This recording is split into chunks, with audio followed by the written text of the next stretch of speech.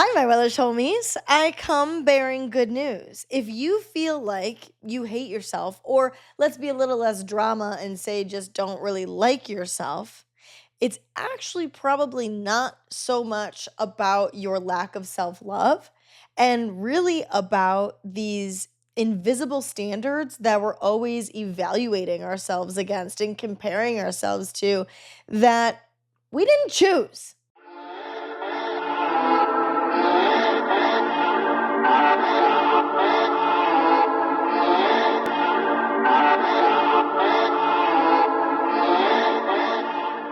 It is officially May. I love the topic that we're going to be covering this month. It's something that's very near and dear to my heart. We're going to be talking all about self worth and acceptance. I want to talk to you guys about what it really means to have your own back, how to genuinely like yourself and feel good about who you are and about your life in a way that feels authentic and doesn't feel like you're trying to fit a certain way that you think you're supposed to feel because you heard somewhere that you're supposed to feel that way. So, this is something that I work very actively with myself in my own life with. I'm somebody that definitely struggles with being a little too hard on herself. A little is being very nice. I'm very hard on myself. And a lot of us here struggle with having the good enough wound. And so, this is something that I think many of us will genuinely benefit from. So, make sure to stick around through the whole month. I've got a month full of interviews for you guys. I've got lots of advice ready for you. So it's going to be one that's really impactful. I want to start the month though by talking about how we don't actually hate ourselves. We're not being these self deprecating assholes to ourselves because we don't like who we are. It's the way that we are evaluating ourselves. Like we are grading ourselves to a point that we will never win. Like you'll never feel good enough for you. It's those constant rapid fire thoughts and questions that come up for you. Am I doing this right? How could I be doing better? What could I be doing more of? Did I say the right thing? Why did I say that? Why am I so embarrassing? Why am I such a loser? Why do I say too much? Why do I say too little? Why would anybody care about what I have to say in general? Am I on the right path to create the life that I want to live? Am I living life enough? Am I being adventurous enough? Am I putting myself out there enough? I mean, there are just, am I behind? Am I, the list just goes on and on and on. And dependent on what your experiences have been and what you would like them to be, the list could look a million, trillion, gazillion different ways. But we all kind of have that air of what could we be doing to be better? What could we be doing to feel good? What could we be doing to finally be happy? And so thinking about this, I couldn't help but think, what if it's not actually self-hatred that causes us to treat ourselves like that and drive ourselves fucking loony? And really, it's that we are evaluating and grading and judging and comparing and criticizing ourselves against a certain set of standards. And when I looked at it like that, it made me feel a lot better because it made me feel like I'm not broken. And the truth behind it is that we're living in this like mental performance review. Like, if we can do the things right, then we'll finally feel okay. We'll finally get to consider ourselves acceptable. If anything in this episode resonates with you, please make sure to rate and review the show. It really does help get episodes out to more like minded individuals like you and I who need to live a little bit more wellishly.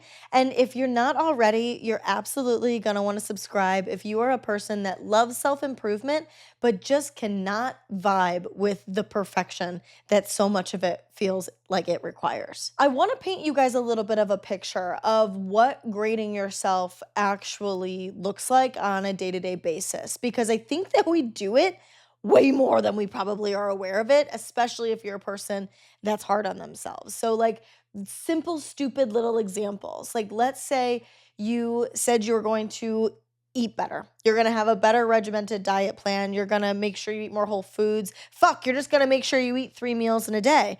And you screw that up and now you've done something bad. Why can't I stick with it? Why can't I do something that's just so biological and so natural and so easy? Why do other people have an easier time eating healthy and I just cannot stop eating like garbage? I want that for myself. I want to do it, but then when the moment presents itself, I just can't act in the way that I truly want to. I give in to those cravings or to feeling good and just wanting to live in the moment. Same vibe if you have like an unproductive day, you're automatically considering yourself to be lazy. Like I do this thing all of the time that I literally just said this to my mom probably 30 minutes ago, that I will take a small truth and twist it into a bigger one and say, I deserve to rest. I deserve to take a break. It's okay to be still. It's okay to relax and let myself do that and then throw out all of the plans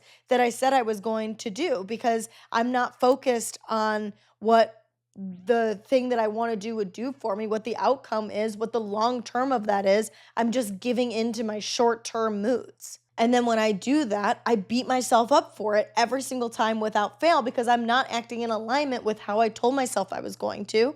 And that diminishes self trust. And it's just this vicious cycle. Another really good example of this is anytime you have an emotional reaction. I personally, if I react emotionally, I immediately go into I'm too much mode. That so commonly we feel that if we are not happy and peaceful and pristine and acting exactly how society would like us to act, that we remain palatable for other people to be able to be around us, that that's the only way we're lovable. That's the only way we're acceptable.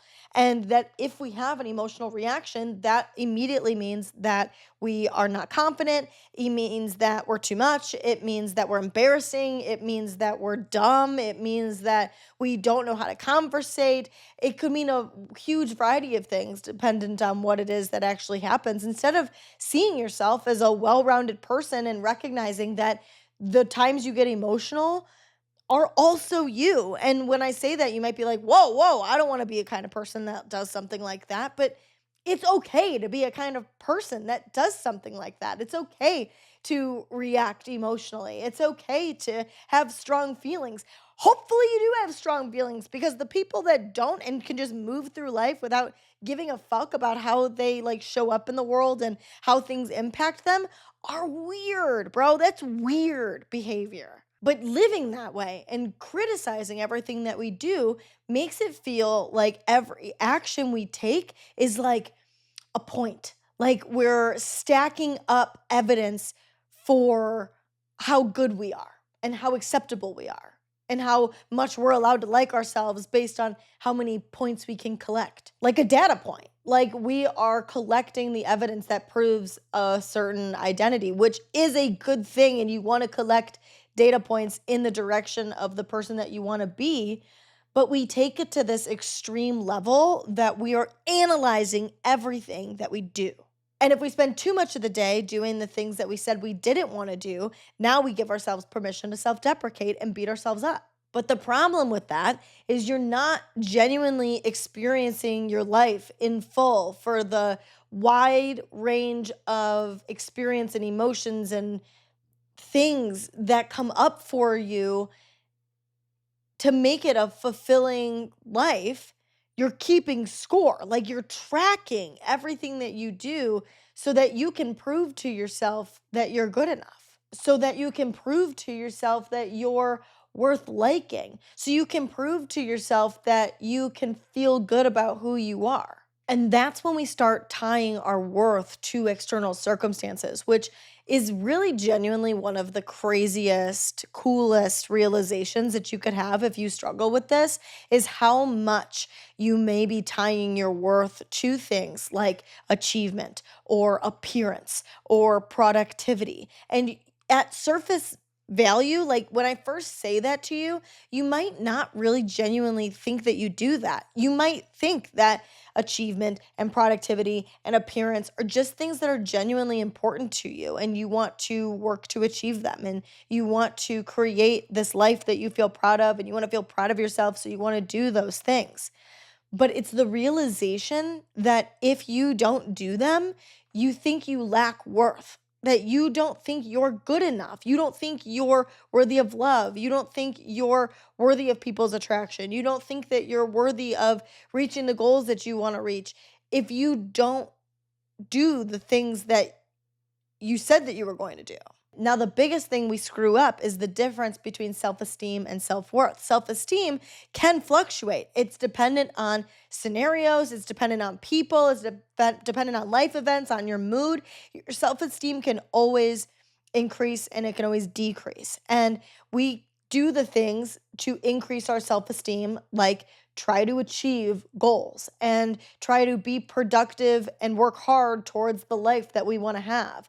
We try to build our self esteem by taking care of ourselves hygienically and doing our hair and doing our makeup and wearing a nice outfit or grooming ourselves nicely. And that makes us feel more confident. That is your self esteem, but we tie it to our worth. And that is when the issues arise because your worth is inherent. That just exists. You just have to know that you will always have worth no matter what. But you can always work on your self esteem. You don't get the dream job, guess what? You still have worth. You don't look like the hottest fucking person that stepped off of an Instagram reel, guess what? You still have worth.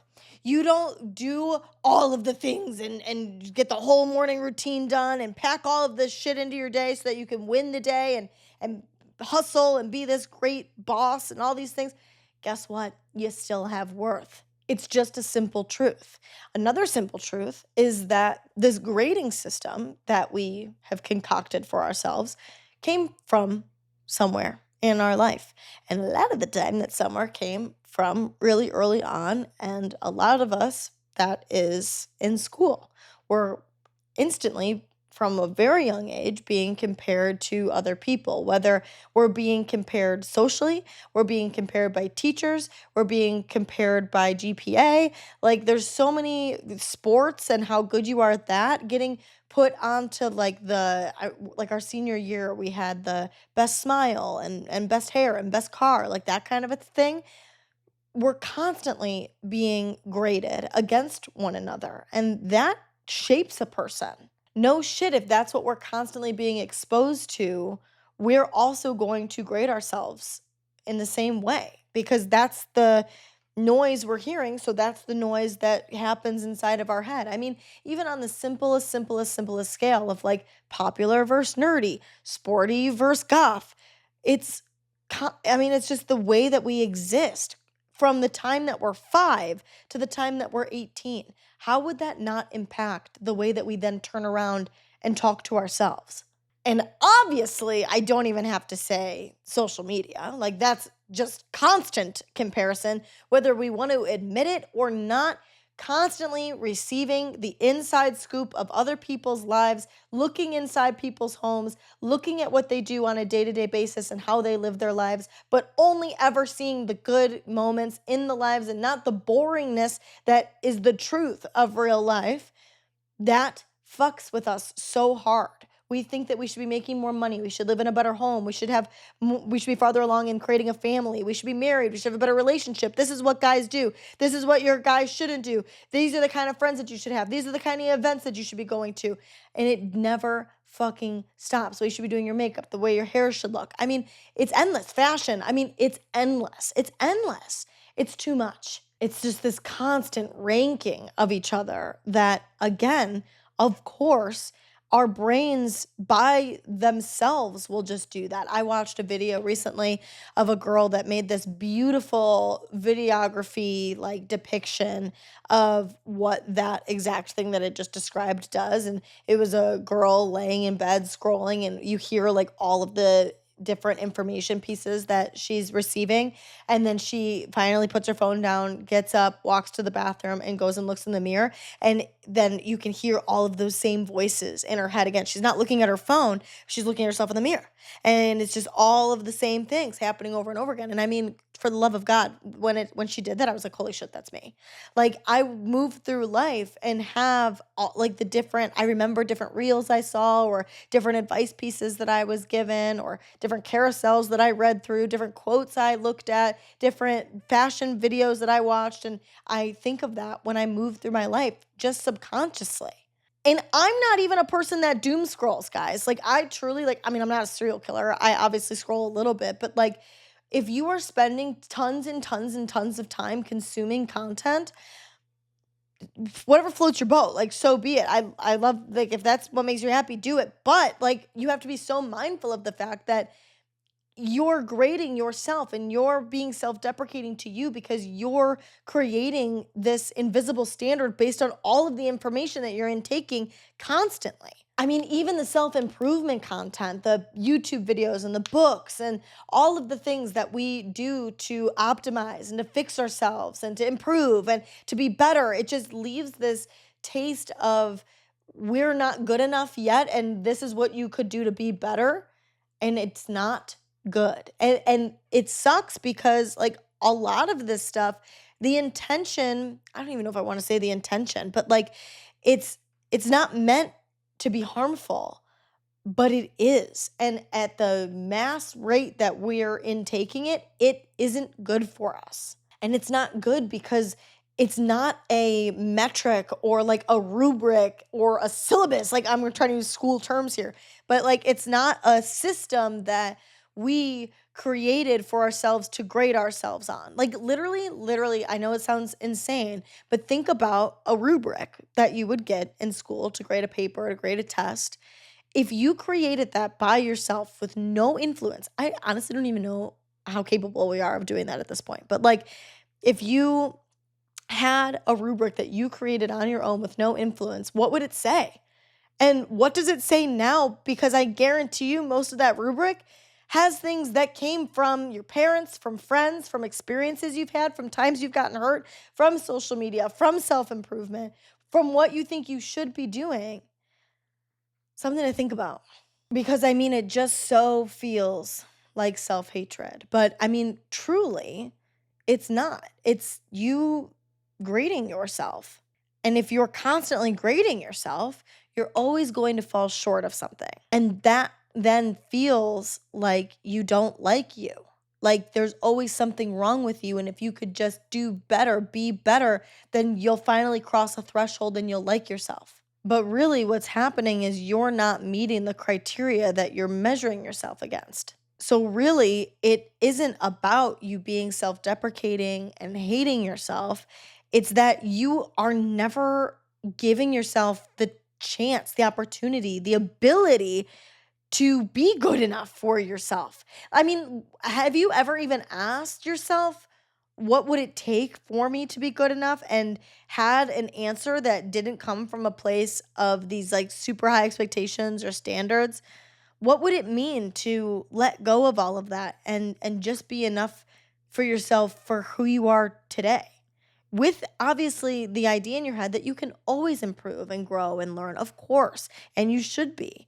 But what would it take for you to just feel okay and proud of how far you've come and where you're at now and who you are today? And I mean, it might sound crazy to do something like that, but for the love of God, if you don't, you're never going to relax. You're not going to be able to enjoy your life. You're never going to feel proud of who you are or what your life looks like. You're always just almost enough. You almost got there, you almost made it, but you always fall short and nobody wants to feel like that. And in an effort to create such a wonderful life for yourself and to be this wonderful person that you think will finally make you feel good, you're going to miss your whole life experience trying to achieve that because you're not being present and just experiencing the moment and soaking up and appreciating the person that you are today, and that the experiences you've had led you to become this person, and that you love yourself enough to always want to grow and improve, but that you are accepting of who you are now because you understand that you can't know better than what you are right now, and what you've experienced that's led you to this point. This is something we talk about at length on Wellish is the whole idea of performative living versus actually just living to feel good. Are you doing the things because you think that you should and that it will look good? And that will finally mean that your life is enough, but you do all of the things and you still feel empty compared to having lived experience and screwing things up and not liking things 100%, but your life then feels so full and you learn to trust yourself and you learn that you're capable of handling situations and you learn that you're flexible and you can maneuver and you learn the things that you really like about yourself and how you handle conflict and what ways you show up for you and don't self-abandon because you're giving yourself all of those opportunities to have lived experience compared to making sure that you're doing performing your experience in a cookie cutter way. And what you're doing when you do that is making your worth conditional. And like, how sad is that? There's not a lot of people, opportunities in life for unconditional love. I would say that's like very far and few between. And honest to God, especially with other people, like the one person that you should be able to unconditionally love, no matter what, is yourself. And if you can't do that, your peace will always be temporary because it's always going to be dependent on external circumstances. So, I want to give you guys what the shift is from constantly grading your life to actually experiencing your life in a very real, actionable, you could take this and move into your life with it kind of way. The very first thing is always going to be awareness. And you have to start noticing that scorekeeping voice that's playing inside of your head and asking yourself, am I experiencing this or am I evaluating it? And that's the word, the evaluating word, just really resonates with me because a lot of the time when I'm ruminating about something and I ask myself that question, am I just experiencing what's happening right now, being the observer of my own life and surrendering to what I can't control and knowing that even with myself, I acted in the way that I knew to act at that point in time. And even if now, 5 minutes later, I wish I hadn't acted like that, all I can do is experience it and see where that takes me compared to am I evaluating it and analyzing what I could have done differently and making meaning of things and problem solving. A lot of the time we're probably evaluating. So that's the first thing. And then the second thing is going to be naming that rubric that we talked about. I want two questions to kind of come from this. That's what's most important compared to like sitting down and making a rubric for yourself. I mean, my psychotic ass probably would do something like that. So if that's where you choose to go with it, be my guest. However, I don't think it's that serious. And I think what makes things more actionable is when we make them less rigid because then they can actually benefit us in our day to day life when random things pop up in the day that we actually want to use it for. So, the two things that I want you to ask yourself are first, what standard am I trying to meet right now? And then the second is who taught me that this matters? The third step is where we're actually going to start to try to make a difference. Now, I really want to emphasize here that the noticing the scorekeeping voice and the questioning where that voice is coming from are going to take time. Like that is a chunk of time in itself. This is not something that you're going to complete all of these steps the next time you do it perfectly right away. It's going to take time to notice it. It's going to take time to remember to question it. And then it's going to then take time to try to make a different choice. And this is when you're going to start to try to reframe that voice that's happening in your head. So instead of saying things to yourself like, I fucked today up, I'm bad, I suck, why can I never stick to anything? I don't understand. You say something more like, these are the choices that I made today. What led me to making those choices? What could I do in the future that would help me make different choices? What were my obstacles? What could I do to make this smaller? How could I make this easier for me? And you hear how all of that is you having your own back compared to beating yourself up for not having done it because you didn't do it in the perfect way that you pictured in your mind. But that perfect way you pictured in your mind doesn't work for you as an individual, maybe, and it might not work for your lifestyle. It might have worked for somebody else's and it's a nice idea, but be a little bit open minded. There's probably a different way to accomplish the same goal. In that same vein, the fourth thing is going to be practicing neutrality. And this was a really, really big shift for me when I stopped being self deprecating, when I stopped talking so horribly to myself. And it was a tip that came to me when I lived in North Carolina. So that was like 3 years ago. Instead of changing the negative thing, like let's just say I hate myself, to I love myself, it's you don't believe you. Like if you, whatever negative thing that you're thinking, like I can picture myself being self-deprecating and being like, "Oh my god, you're so embarrassing. Why did you do that?" So instead of being like, "I'm not embarrassing. I'm actually like super fun to be around and I'm so great." If you don't fully believe that yet, it's going to be really hard to listen to that. You're just going to be like, "This is toxic positivity. I'm lying. I don't believe this." So that doesn't work. So instead come to a place of neutrality. What if you think nothing? What if you just can move from thinking the negative thing to just thinking nothing, like just thinking neutrally about the situation? Maybe they thought that, maybe they didn't. I just have to keep moving forward. What do I think of me? How did I show up? Would I have done the same way? Did I behave as much in alignment with myself as possible? Would I have done anything different? If so, what would that be? Not beating yourself up about it, but almost looking at it as a way to get to know yourself better. And the more you get to know yourself, the easier it is to have your own back and therefore not self deprecate as much. And the fifth thing you can do is honestly the most important. It leaks into so many areas of your life that instead of keeping score and keeping tabs on yourself, that you're actually trying to build self trust, that you are showing up where you said you were going to, even if it doesn't look exactly as you thought it would, you're still showing up for yourself. You're still following through on what you said you were going to do. You still keep promises to yourself. You can still have your own back, even in imperfect moments, even in moments that you would have done something differently or you made a mistake or you wish that you didn't act a certain way, but saying, I'm doing my best.